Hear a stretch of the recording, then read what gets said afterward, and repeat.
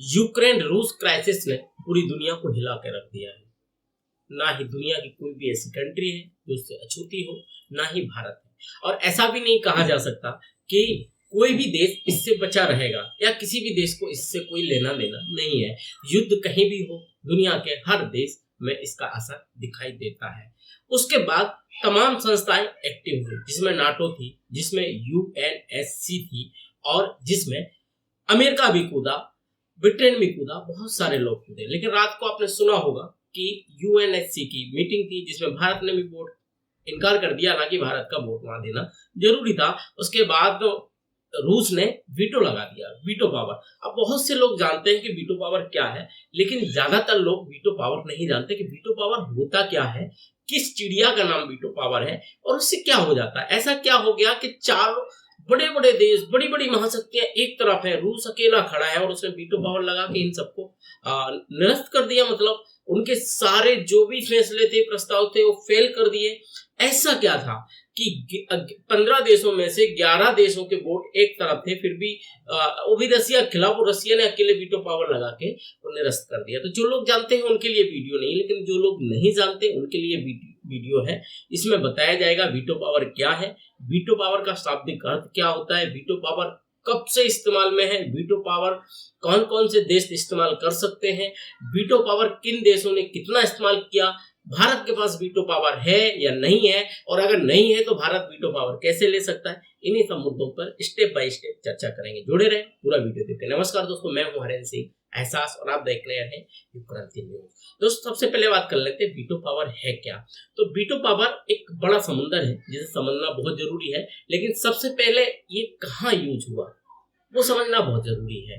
तो सबसे पहले अगर देखा जाए तो इसे वीटो पावर का इस्तेमाल सबसे पहले रोम के अधिकारी किया कर सकते हैं। जी हाँ, रोमन है, रोम के अधिकारी इसे इस्तेमाल करते थे। किसके खिलाफ? अपनी ही सरकार के खिलाफ।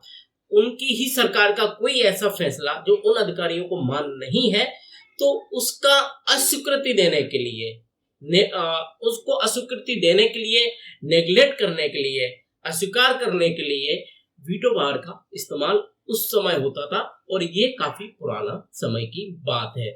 उसके बाद अगर देखें तो इसका शाब्दिक अर्थ क्या है। वीटो पावर, तो पावर तो एक शक्ति है, सब समझ रहे हैं, लेकिन वीटो का शाब्दिक अर्थ क्या है, कौन सी भाषा का शब्द है। तो ये मैं देख लेता हूँ, ये एक लैटिन भाषा का शब्द है जिसका साधारण अर्थ होता है अस्वीकृति, नेग्लेक्ट करना, किसी को अस्वीकार करना। मैं मान लो आप किसी को अस्वीकृत करते हैं। नेग्लेक्ट का हिंदी शब्द अगर बिल्कुल लोकल भाषा में कहा जाए तो भाव न देना, एक बिल्कुल लोकल गिरी हुई भाषा में देखा जाए, और मैं इसलिए यूज कर रहा हूँ इस भाषा का ताकि आप बिल्कुल आसानी से उसको समझ लें। वही यहाँ और यहाँ तो करना ही था, रूस को नेग्लेक्ट तो करना ही था, अस्वीकृत तो करना था, क्योंकि प्रस्ताव उसके खिलाफ था। तो ये इन देशों के पास कैसे आया, इसको समझने के लिए हमें थोड़ा पीछे कर चलना पड़ेगा। सबसे पहले प्रथम विश्व युद्ध हुआ। प्रथम विश्व युद्ध होने के बाद लगभग 20 सालों बाद दूसरा विश्व युद्ध हुआ। इस पे देश की बड़ी बड़ी महाशक्तियों ने चिंतन किया, मनन किया कि अगर ऐसे ही विश्व युद्ध होते रहे तो कोई भी देश विश्व का तरक्की नहीं कर पाएगा, मानव सभ्यता गिरती चली जाएगी। तो इसके लिए क्या करना चाहिए, तो बोला पूरे विश्व के ज्यादातर देशों को एकत्रित करके कुछ संगठन बनाना चाहिए, जिस संगठन का काम ये रहेगा कि छोटे मोटे झुटपुट युद्ध होते रहे, लेकिन वो बड़े वर्ल्ड वॉर में, विश्व युद्ध में न परिवर्तित हो, ऐसा कुछ होना चाहिए। उसके लिए एक संगठन का गठन किया गया है जिसका नाम है यूएन, जिसे आपने सबने सुना होगा, जिसका नाम है यूनाइटेड नेशन, यानी संयुक्त राष्ट्र। राष्ट्रों का जितने भी देश हैं उनको संयुक्त किया गया। तो यूएन था, उसने, अब यूएन तो बन गया, संयुक्त राष्ट्र बन गया, लेकिन अब इसको हैंडल कौन करेगा, इसका लीडर कौन रहेगा। तो उसके लिए लीडर कौन हो, तो लीडर किसी एक को नहीं बनाएगा। इसमें कहा गया कि जो दूसरे विश्व युद्ध में जो भी विजेता देश थे उनका एक संगठन बनाया जाए। तो कुछ ऐतराज आया, बोले ऐसे नहीं हो सकता। तो कहा गया ठीक है, आप कुछ देशों का संगठन बनाइए और वो इसमें अहम भूमिका निभाएगा, लीडरशिप में निभाएगा। तो 15 देशों को इकट्ठा किया गया। जी हाँ, लेकिन उनको 2 पार्ट में किया गया। 5 ऐसे सदस्य जो उस संगठन का स्थायी सदस्य रहेंगे, और उस संगठन को, मतलब संगठन यही था यूएन, यानी कि यूनाइटेड स्टेट, संयुक्त राष्ट्र, लेकिन उसका ही सब पार्ट बनाया गया। आपको अगर सही तरीके से समझना है तो मान लीजिए हमारे सांसद जो चुनकर जाते हैं वो सांसद सारे होते हैं, पार्टी चुने, लेकिन उनमें से जो मुख्य काम करते हैं वो होती है कमेटी। वो कमेटी का जो मंत्रालय होता है, कैबिनेट होता है, कैबिनेट जो होता है वो उन्हीं में से कुछ लोगों को लेकर के कैबिनेट बना दिया जाता है कि मुख्य भूमिका आपकी रहेगी इसको संभालने में, तो वो कैबिनेट हो गया। ऐसे ही जितने भी संयुक्त राष्ट्र के देश थे उनमें से 15 देश उठाए गए और उन्हें बनाया गया इनको जिसको नाम दिया गया UNSC, United Nation Security Council, UNSS यानी कि संयुक्त राष्ट्र सुरक्षा परिषद।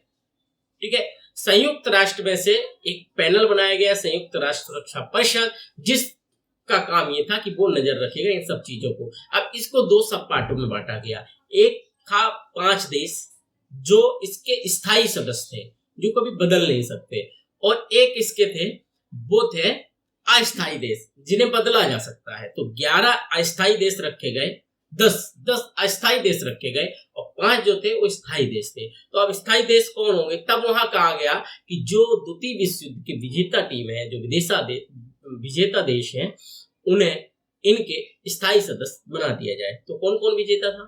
यूएस यानी United state of America, UK यानी ब्रिटेन यानी कि यूनाइटेड किंगडम, फ्रांस, रसिया। 4 देश हो गए थे। 5वां कौन? तो सबसे पहले भारत को ही अप्रोच किया गया। पहले अमेरिका ने किया, भारत नहीं गया। 2-3 साल बाद रसिया ने किया, भारत नहीं गया। तो जो पहले विक्टिम था चाइना, उसे स्थायी सदस्य बना दिया गया संयुक्त राष्ट्र सुरक्षा परिषद का, यूएनएससी का। ठीक है, अब ये हुआ कि ये देश सारे 15 देश मिलकर के कोई भी ऐसा प्रस्ताव पास करेंगे उसे पूरे विश्व को मानना पड़ेगा। मान लीजिए नॉर्थ कोरिया एक ऐसा देश, ठीक है ना, जो किसी के नहीं सुनता। अब मान लो वो कहीं बम फोड़ रहा है तो उसके खिलाफ एक मीटिंग होगी, प्रस्ताव रखा जाएगा कि इसको बैन करना है, तो वोटिंग होगी।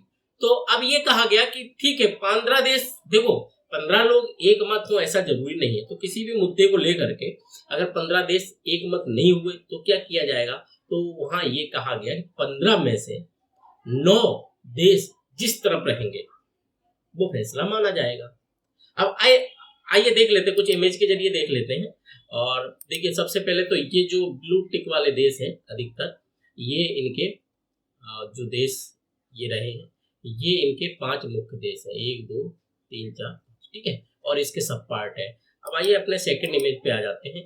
ये पैनल रहा, ये टोटल 15 देश हैं, जिसमें 5 ये रेड वाले हैं ना, ये रेड वाले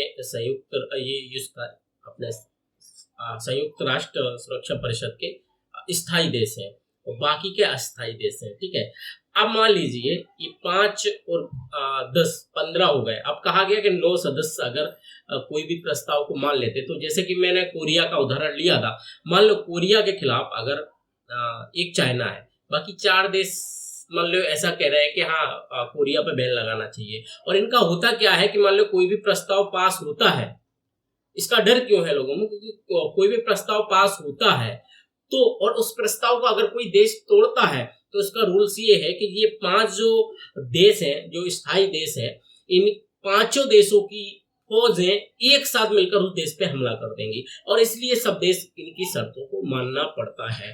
ठीक है ना।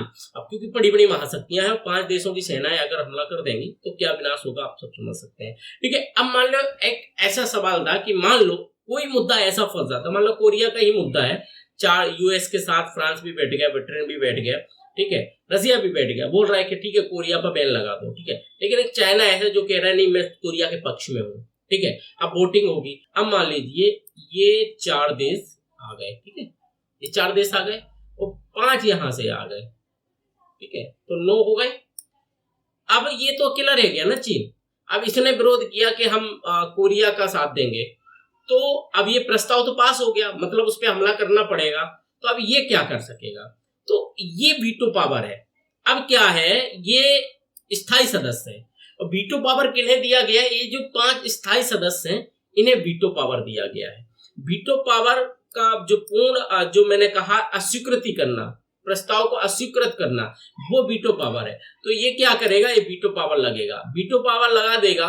तो 5-4 नो थे, इनके पास सदस्य वोट नो थे, फिर भी इस प्रस्ताव को कैंसिल करना पड़ेगा, हर हालत में कैंसिल करना पड़ेगा। यही नहीं, पूरे ये भी जोड़ दीजिए, ये देश भी वोटिंग में प्रस्ताव के साथ है, खाली ये चाइना अकेला बैठा है या कोई भी देश बैठा है जो स्थायी सदस्य है, उसके बाद वीटो पावर है। तो जो स्थायी सदस्य है और उसने अगर एक बार वीटो पावर इस्तेमाल कर दिया तो उस प्रस्ताव को कैंसिल करना पड़ेगा। ये है वीटो पावर की शक्ति। ठीक है, तो आपने समझ लिया है, इसका शाब्दिक अर्थ समझ लिया है वीटो पावर का, और वीटो पावर सबसे पहले कहाँ आया था वो समझ लिया, संयुक्त राष्ट्र को समझ लिया, संयुक्त राष्ट्र सुरक्षा परिषद को समझ लिया, यानी कि यूनाइटेड नेशन सिक्योरिटी काउंसिल, दोनों को समझ लिया।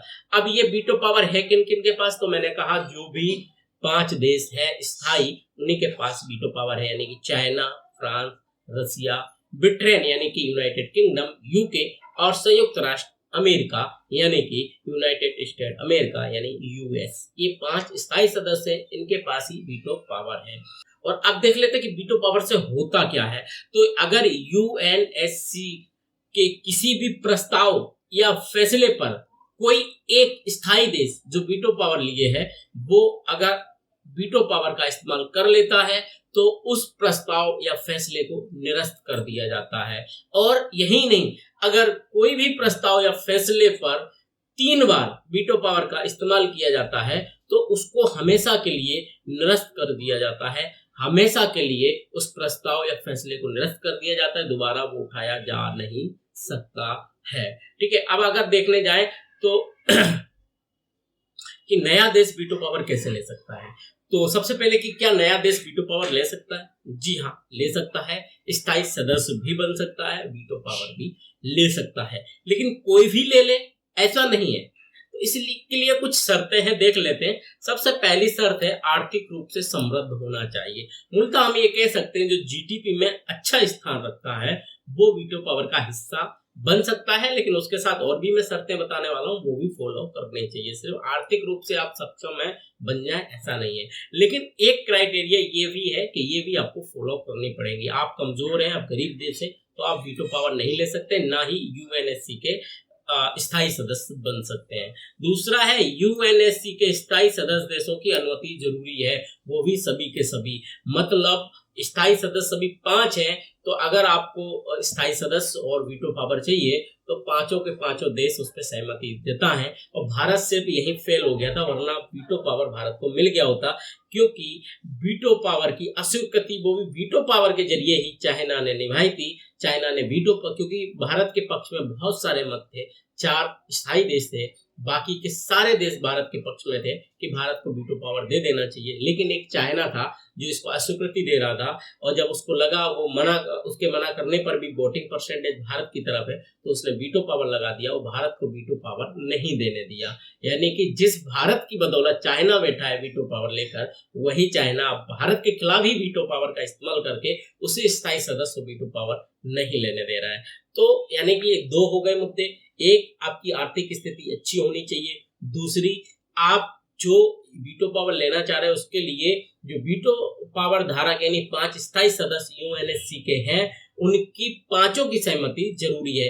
इसके अलावा जो 10 अस्थायी सदस्य हैं उनका 2/3 भाग का जो परसेंटेज निकलता है वो सदस्य भी आपके पक्ष में होने चाहिए, यानी कि 10 में से कम 7 ऐसे देश होने चाहिए अस्थायी वाले, जो 10 है उनमें से 7 आपके सपोर्ट में होने चाहिए, यानी कि 7, 5, 12 सदस्य 15 में से आपके साथ रहेंगे तो आपको वीटो पावर मिल जाएगा। लेकिन ये तीनों शर्तों के साथ, आपको तीनों शर्तें होना चाहिए, आप आर्थिक रूप से मजबूत हो, 5 सदस्य स्थायी के दें और 7 कम से कम सदस्य आपको अस्थायी वाले सपोर्ट दें, तो आपको वीटो पावर मिल जाएगा। इंडिया सभी फॉर्मेट को पूरा कर रहा था, सिर्फ चाइना ने वीटो पावर लगा के उसे ये नहीं लेने दिया। अब देख लेते हैं कि वीटो पावर का यूज किसने कितना किया।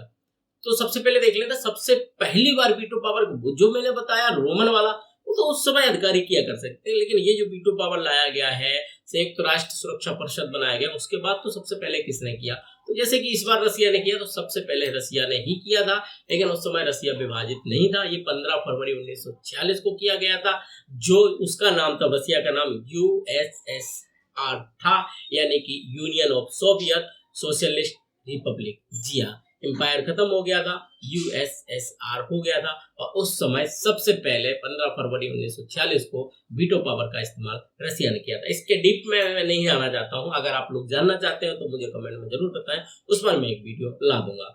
आप देख लेते हैं, हालांकि अमेरिका ने कब पहला किया ये सब भी बता सकते हैं, लेकिन ये डीप में अभी नहीं जाएंगे। लेकिन ये देख लेते हैं किस देश ने कितने, सबसे ज्यादा किसने किया। तो जैसे कि सबसे पहला रसिया ने किया, सबसे ज्यादा भी रसिया ने किया। जी हाँ, रसिया ने वीटो पावर का इस्तेमाल सबसे ज्यादा 141 किया था, यानी कि 141 बार किया था, और एक अभी कर लिया, यानी कि 142 बार वीटो पावर का इस्तेमाल रसिया कर चुका है। दूसरे नंबर पे अमेरिका आता है, यानी कि यूनाइटेड स्टेट आता है, जिसने 83 बार वीटो पावर का इस्तेमाल कर लिया है। ज्यादातर इधर उधर जब काम होता है या उस पर बैन के सवाल आते हैं तो ये अमेरिका भी करता है। तो यूएस दूसरे नंबर पे 83 बार किया है। तीसरे नंबर पे ब्रिटेन आता है, यानी कि यूनाइटेड किंगडम आता है, यूके आता है, उसने वीटो पावर 32 बार इस्तेमाल किया है। उसके बाद फ्रांस का नंबर आता है, उसने 18 बार वीटो पावर का इस्तेमाल किया है। उसके बाद चाइना का आता है, जिसने 15 बार वीटो पावर का इस्तेमाल किया है। तो इस तरीके से मैंने वीटो पावर का काम बताया, कैसे काम करता है, और इससे आप अनुमान लगा सकते हैं कि वीटो पावर का रसिया ने इस्तेमाल किया होगा तो रसिया के खिलाफ जो प्रस्ताव आया था पूरा रद्द ही कर दिया गया होगा। और रसिया के पास एक सदस्य देश और है जो वीटो पावर रखता है, वो चाइना। हालांकि इस बार न चाइना ने वोट किया, ना इंडिया ने किया, ना ही यूएई ने किया। बाकी 11 देशों ने जो वोटिंग का इस्तेमाल किया था वो उनके खिलाफ किया था रसिया के, और एक वोट था वो रसिया के पक्ष में था। 12 और 3 देशों ने नहीं किया, यानी 15 देशों में से तो रसिया ने खुद के पक्ष में एक वोट कर लिया था, वो रसिया का था। बाकी के 11 देश एक तरफ खड़े थे रसिया पर प्रतिबंध के लिए, क्योंकि भारत की दोस्ती अच्छी है रसिया से, वो बुराई नहीं लेना चाहता, वो स्टैंड एक कायम रखना चाहता, इसलिए नहीं किया। यूएई का भी ऐसा ही कुछ मकसद होगा, और चाइना तो उसका दोस्त है। वीटो पावर एक ही बार यूज हुआ है, अगर चाइना भी कर लेता और एक देश और इनके पक्ष में अगर होता तो शायद इस मुद्दे को दोबारा यूएनएससी में नहीं उठाया जा सकता। तो मेरे हिसाब से यूएनएससी यानी कि संयुक्त राष्ट्र सुरक्षा परिषद और यूएन यानी कि संयुक्त राष्ट्र दोनों को बेहतर समझा दिया है आपको। उसके साथ साथ वीटो पावर को भी समझा दिया है, कैसे यूज आया, क्या शाब्दिक करते हैं वो भी समझिए। मूलतः वीटो पावर एक ऐसी शक्ति है जो दुनिया के सिर्फ 5 देशों पर है, और वो 5 देश यानी कि मूल ताकत इसी की है। आप यूएन में अगर आप कितने भी बड़े सदस्य बने रहे कोई मतलब नहीं है, ठीक है ना, जब तक आप एक वीटो पावर धारक नहीं है। वीटो पावर है तो ही आप ताकतवर है। तो फिलहाल इस वीडियो में इतना ही रखते हैं। वीडियो आपको कैसा लगा आप सबको बताएं। मिलते हैं अगले वीडियो में, तब तक के लिए नमस्कार।